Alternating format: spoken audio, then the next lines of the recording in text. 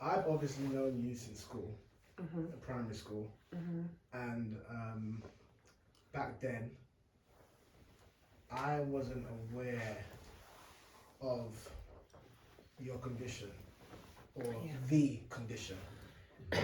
Um, when did you when did you find out about your condition, and how was it like managing it back then? Um. Gosh. So I was diagnosed with lupus. I think it was year 4. So you would have been like what, 7, 8 years old, about that. um, I was symptomatic for up to a year. So I had symptoms, but they were mimicking other health conditions. So I didn't know. So the doctors didn't know what it was until like the actual point of diagnosis. Um, what was your other question? How was I managing it? Yeah. Oh gosh, I don't know. I think it was a lot of. I think everything happened really quickly, and you're young, so you're not even really managing yourself. Mm-hmm. You're being managed. Yeah. So I don't know if I can look back. Maybe it just felt like I was being thrown to pillar to post. Do this, do that. So I don't know if I was really managing per se. I just think I was just doing, or it felt like to me I was just doing what a normal child did, because I was still going to school in between biopsies, in between appointments. So it might have been more of just it's a part of your life, but you don't know how important it is a part of your life. So there's a bit of ignorance around your health condition. Yeah.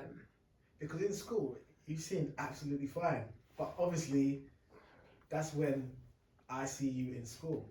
That's not like, I wouldn't know any other version of you other than the version that I saw at school, which seemed to be the nicest individual with no problems. But would I even have acknowledged it as anything other than that? Well, that's true, because I think when you're young, you're just oblivious, isn't it? But I do remember a few points where I'd be maybe in the head teacher's office, maybe I'm in the nurse's office, um, where I had a few procedures during primary school. You probably wouldn't remember, but I remember I had a biopsy. This was leading up to diagnosis. I had a biopsy on my face. So I came in, I had a big patch on my face from where I had 3 stitches underneath. I think I do remember. Do you remember that? Yeah. Okay. And then I think it was final year, year 6. I was probably out of school for at least 3 months, because I had 2 leg operations. So there was this gap where I missed a lot of revision for our SATs. So it's just if you have the memory to, think back, you'd remember those little gaps. But I don't think it was necessarily for other people associated with being diagnosed with lupus or having lupus. I think it was just, right, well, she's not in today, or I'm not going to be in today. But nothing, I don't know, I wasn't treated out the ordinary.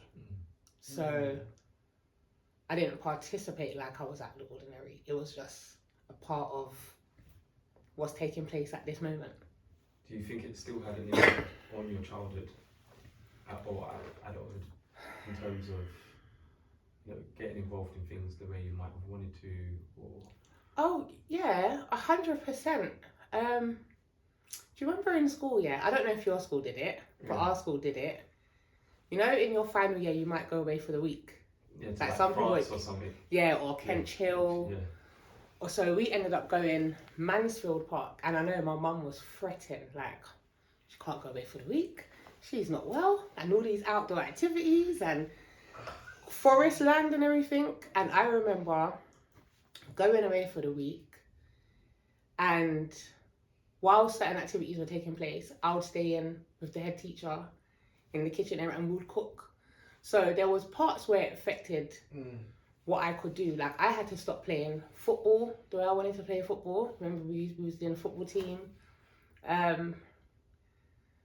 don't know if I was resentful or anything like that, because I still feel like I could participate in certain things. But I guess for a child, there's little things where you're like, oh, I wanted to do that, but then it was always replaced with something different. Yeah.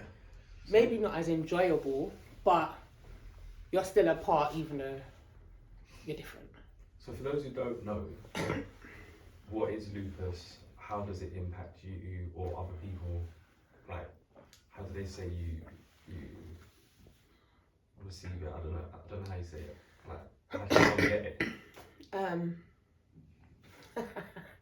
Okay, so we'll start with what lupus is. So lupus it's different names now.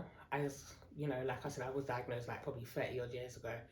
So autoimmune, chronic illness, invisible disability. I've always known it to be autoimmune condition. When I was... So does that mean your system attacks itself? Yeah, so your system basically attacks itself. So your body produces antibodies, and your antibodies are supposed to protect you against like your common cold, whatever. So how would I describe it? I don't even know how I would describe it actually if I had... Alright, maybe if you like banged your leg or cut yourself, your antibodies should go to the site of infection or bruising or whatever. So that's what ends up happening with your antibodies. But what it does in the case of lupus is it's like it's confused and they go into overdrive and you produce too much antibodies. So then they start attacking everywhere, like healthy cells, tissues. So not necessarily at the site of where there's an actual problem. And then it causes inflammation in different parts of your body. There's different types of lupus as well. So you've got nephritis, which usually affects I believe it's your kidneys. Oh gosh, this is really bad. And then you've got discoid lupus, which mainly affects your skin. And I don't know if some people do realise, but your skin is your biggest organ as well. And then you've got SLE lupus, and that affects basically your entire body, from your skin to your neurological system, your joints, your muscles, your tissues, other internal organs. So that's basically lupus. How it's nothing that's contagious or you can contract it. I think they have it down as being hereditary, but I don't believe someone in your family has to have lupus for it to be like a generational thing. And I think I became symptomatic when I went on a holiday. So it was from the sun. So it affected my skin. So then it started off, butterfly rash, lesions. So I guess everyone's diagnosis story is different. And obviously depending on what you're doing, your age, etc. Does it affect a particular demographic? Yeah. They say the demographic is mainly Afro and Caribbean people, mainly women as well. But that doesn't mean that you're exempt because you're of another nationality or, doesn't. But that is the main demographic. Something similar, somewhat similar to sickle cell. Yeah, I mean, I've only known black women to have lupus. Okay. I've only met black women. Yeah, which is really interesting. Yeah, I've met a handful of men, black men, and I think of Caribbean descent. And then if I've gone to a hospital appointment, Asian. So Asian, as in not Asian Chinese, but Asian Indian. Is it? Yeah. So I've met a handful. Have you met any white people with it? I have, in the waiting room. So not really personally, like I know a white person, a Caucasian person with lupus. Don't quote me. But usually in the waiting room, yeah. Do you see lupus as a blessing or a curse to you? He's always coming with these deep questions. Oh gosh, I think it's changed. I think it's changed over the years, depending on where I'm at in my development of life. Talk us through. Talk you through. Yeah, talk us through where you started and then. I think probably, so if we're thinking from like 1996, and where are we now, 2025? So I would probably say maybe up until 2000 and, or maybe about 2020, 2021, I think my view started to change. So before, I think in that period of like being diagnosed up to about 2020, 2021, I think I was sitting with a lot of resentment, like a lot of the why me questions, a lot of critiquing myself or being upset, or a lot of grieving, a lot of grieving actually. But I think now my mindset's changed on people being sick in general, not just having lupus, but I'm like, actually being ill, and this is going to sound weird, is actually not a blessing, but your body is doing what it's supposed to do. Do you know what I mean? Like, that is how the sickness is, how the body speaks to us. That is the body's language. So no one wants to be sick, no one wants to be in pain, or whatever your symptoms are. But I think when you kind of flip it on its head, it's actually a good thing that your body is still communicating with you and letting you know something's wrong, something needs to be looked into, something needs changing, pay attention, bring more awareness. So a blessing and a curse, I don't know, it's just exhausting. I don't know, it can be a bit of both depending on what lens you look at it from. And before you were experiencing lupus, would you say your lifestyle has an impact on how your body reacts, or can it just come out of nowhere? So like, if you're eating right, your mind's right, does it have an impact on how you're experiencing it, or does it not matter? I definitely think it matters. I definitely think it does matter. Depending on, again, and this goes with age as well. Like I said, I was a child, so in my head I don't feel like I was doing anything necessarily strenuous or stressful, but I still was diagnosed with lupus. But I do feel it definitely helps if you eat well, if you're resting, if your environment is regulated. Because you hear these stories where this person ate well and this person was doing this and we didn't expect that to happen. So sometimes you can be doing the things that are necessary to maintain a healthy lifestyle. But then that also is, what do you class as healthy lifestyle? Do you get where I'm coming from? Like, it might not just be because you're eating well. Maybe you're not happy at your job. Maybe you're not happy in your relationship. So you feel like you're doing the right stuff for you, but don't realise, we've got a little thing in the background going on here. I know one thing, that you've got some women that I've met, they developed lupus when they were pregnant, which is, you know, for women, you expect it to be a happy time, of time where they're being loved, they're being nurtured, but really the body is under stress because it's changing. So you may develop lupus through that. So you may have had a really good pregnancy, you may have been all those things we want for women, but your body is under a lot of strain. So, yeah. That's mad. Like, from pregnancy, you know? Yeah. A lot of women have been diagnosed at the point of that. But like I said, everyone's story's different to, and I think that's why everyone needs to, whatever your health condition is, or when you was diagnosed, I think it's very good to go back to your point of diagnosis and think about what was taking place during that point. Did you eat something? Did you go somewhere? What was your environment like at the time? What was your mindset at the time? And that could be helpful to see where changes can be made, or So how does it feel being in and out of hospital? Like, what does that do to you? How does that make you feel? Well, damn. She said, well, yeah. Oh, I used to hate it. I used to hate being in and out of the hospital. I think when I was younger, I was in and out a few times, but only as I got older and life, what do they say? Life's life in.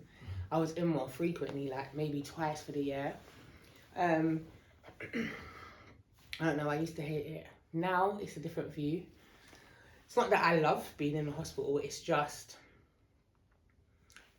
I got to a point of acceptance and surrender. Do you know what I mean? Because you've got to find your peace somewhere in it. You can't always keep fighting against what happened. And I think when you're always fighting against something, there's too much resistance.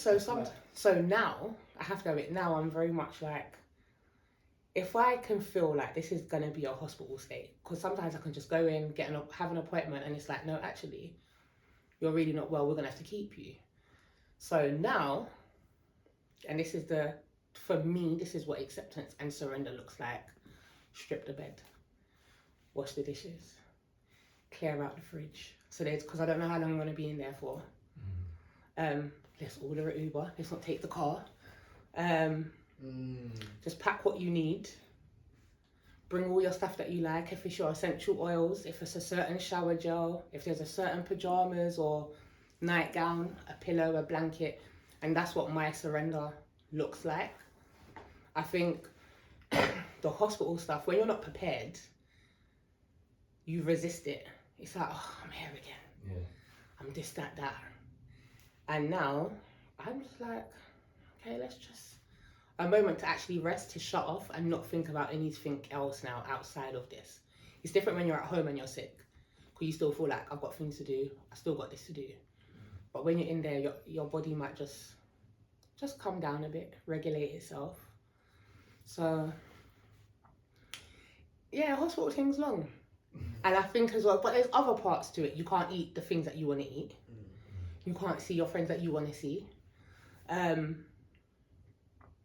Maybe you did have things to do now, you can't do them. You've got to put them off. So, it's a balancing act. Yeah. It's a balancing act and trying to stay in the middle. Yeah. So you're not too to one side, you're not too to this side, you're just, all right, this is where I'm at. I'm in this moment right now. Do you feel like, what's your relationship with death? Do you feel like it's impacted? Because obviously you're in and out of hospital, you might have seen... Shit. I'm sorry, I just it's come okay. up. But I just think like, it must give you an interesting perspective on like life and fragility of life. Maybe not death, maybe the fragility of life. So now I think I've, gone on a little journey. So now I see it as like transitioning rather than death. And what is it? It's a weird one because it's like, if you're kind of playing between it, you want to do as much as you can. Yeah. Because it's like, this could be the last time or this could be, but then at the same time, because you always get... Is that going through your... Yeah, sometimes I think when I've had some really bad moments, when I've had some really bad moments and then I come out, I'm like backward, I'm out here. Outside. I'm outside. And then you've also got these moments where actually, I'm still here actually, so maybe I should take my time.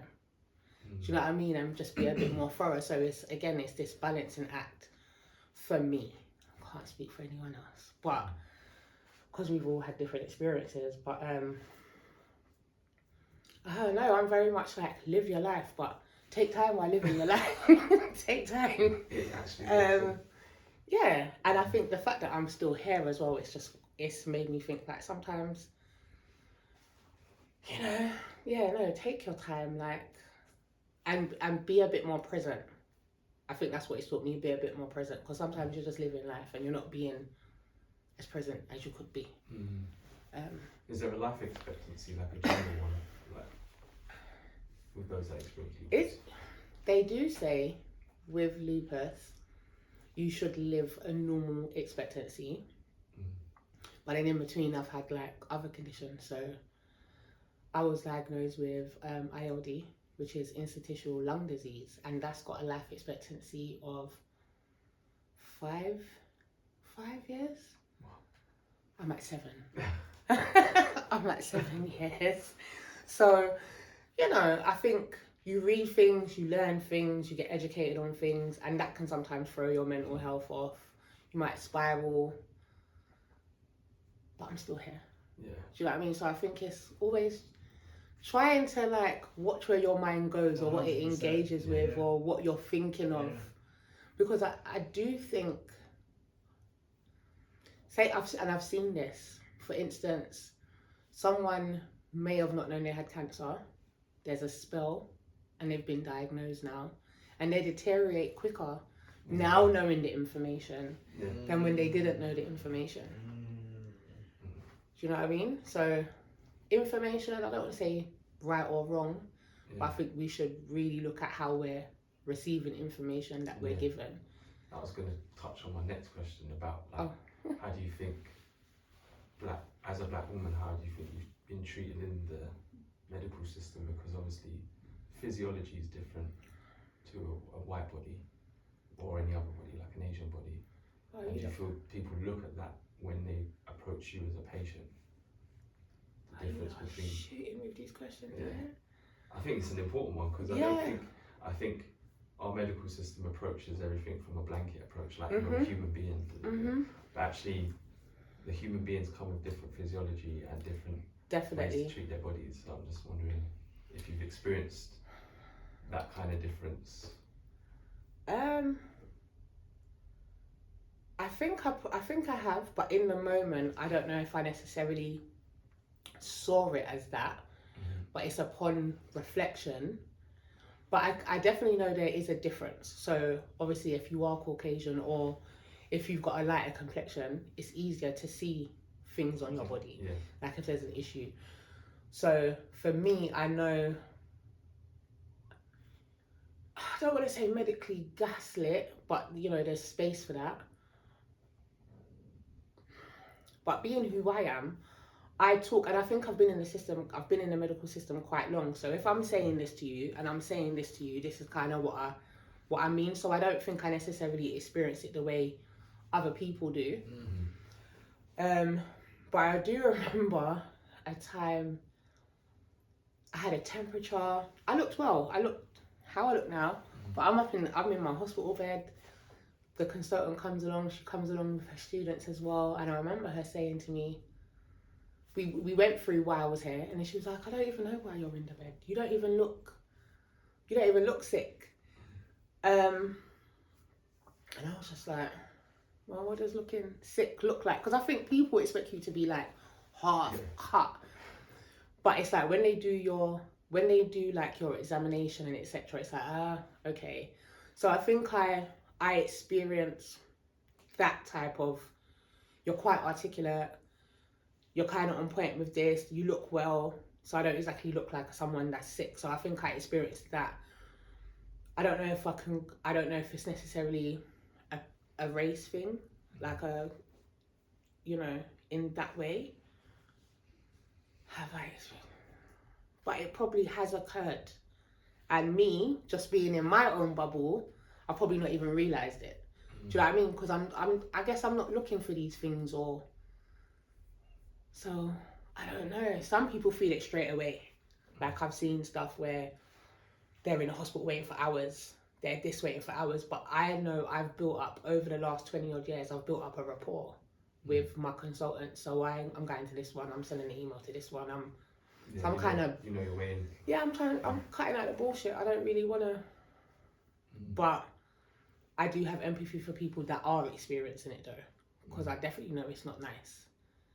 But yeah, it's probably happened, and I'm just like, air to the birds.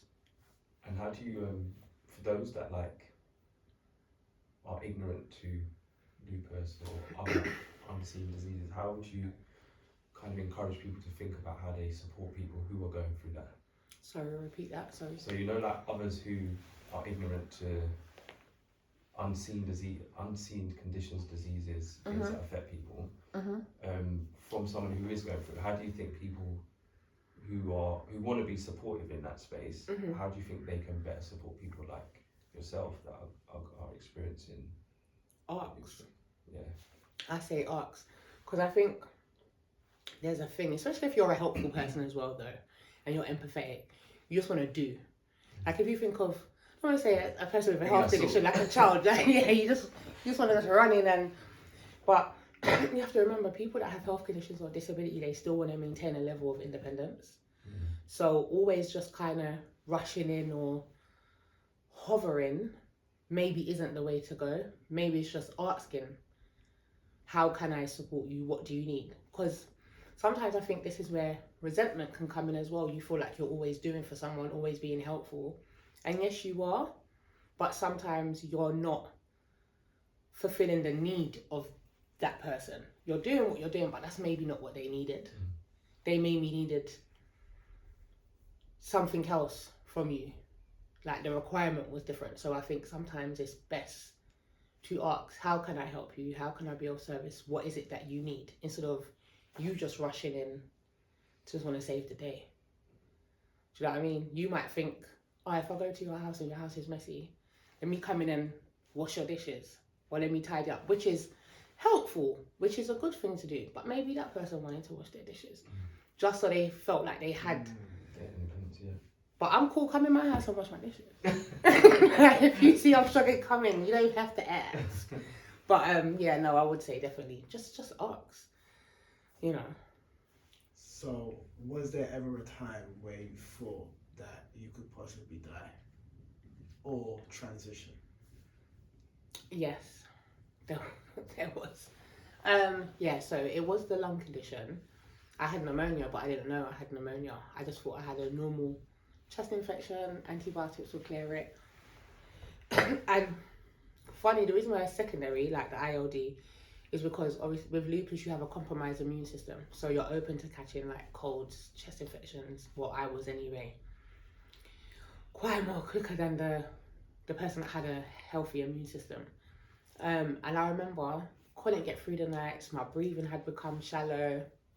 I think that time I was in the hospital I was in and out for about 9 months. But yeah, there's a few times at night where I was like, girl, are you gonna make it? But yeah, I'm still here, like I said. I just never, it's not that I don't take things seriously, you know.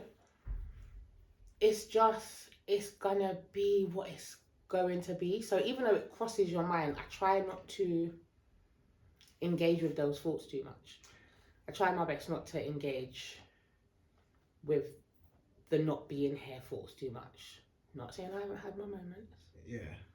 But I really try not to play into it because sometimes your thoughts ain't real. 100%. They're real because you're having them in real time.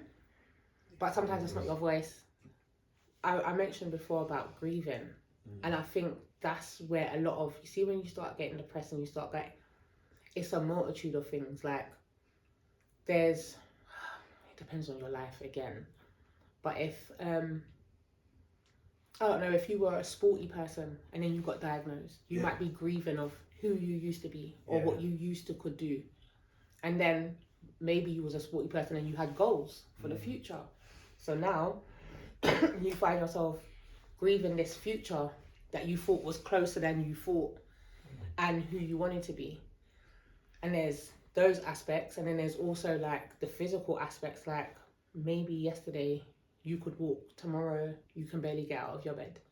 So there's a grief of what your body's doing. So not just your social mobility of where you want to be in life, what you want to do, the type of relationships you want to have, but there's also your physical body that is like, it somewhat feels like a betrayal. Like I can't even, like, why are you not working? What's happened? Yeah. So I think there's all those things that goes on in people that have health conditions, that have disabilities. I think there's all that goes on, and then you're looking at wider society and you're seeing everyone kind of move, and maybe you're not. And I think that when it comes to your mental health, the grieving process of all those things, I think it's easy to spiral 100%. and feed into this Yeah. narrative. And I think there's a cultural aspect as well. 100%. There's a cultural aspect, I 100%. think. Because coming from a Caribbean background, you're not allowed to be sick. What do you mean say you're sick? You shouldn't be. You always have to get up and do and Be strong. Yeah, be strong. Like, whereas I don't know, other cultures are like, no, chill. You're not. What? That's fine. Us, well, you don't look sick, so Yeah. like I still had to go to school. I still had to. I guess it might have been maintaining a level of normalcy, but no, sometimes you just wanna. And I think when you're maybe pushing yourself to keep going and keep doing, it's just a form of suppression. Suppressing how you feel, suppressing how you're thinking, suppressing just everything. So I definitely think those things don't help in terms of mental health, emotional health. Definitely not. If you was in control, would you remove lupus from your life? As in, you've been through so much, you've experienced so much, you're experiencing so much, it's taught you so much. But even with that, if you could, would you get rid of the fact that you was blessed or cursed with this? No, I don't think I would. Why? I don't think I would get rid of the lupus because we've all got our things, Mine might be lupus, yours might be debt, yours might be something I don't know, but I guess this is my thing. And I wouldn't. I think it's somewhat shaped me. It isn't who I am, but it's definitely shaped me. I think where I am now on the journey, it's made me look at things differently. So I think if it wasn't for having lupus and stuff like that, I wouldn't even think, oh, actually, the body being sick is actually a good thing. Because it's talking to you. That is your body talking. So it's, I don't know, it's given me an opportunity to think, okay, we can do something different. Yeah, you'll get outside. Yeah, do you know what I mean? And that might not be a good thing. She might lose her mind. Sometimes you need something that anchors you in reality. 100%. Don't say sometimes. We all need that. Yeah, you need something that anchors you. Yeah. And I feel like it's somewhat been a bit of an anchor. Didn't feel like an anchor. Do you know what I mean? It doesn't feel like it in the moment. It feels like something you don't want to carry. You don't want it. But at the same time, it anchors me in a reality where I think I'm a bit more empathetic. I'm a bit more compassionate. It allows me to see people. You know what I mean? It allows me to validate other people's experiences. Yeah. I think what you're saying is so important because when you speak about your body speaking to you, that lets you know you're okay even though you're not okay. And I think that is life. We may be okay, or we may think we're okay, and that might be true, but there's layers. Because really, when you take into account everything that's going on, how can you be okay? So I think there was one more question. Yeah, I know, but it's gone.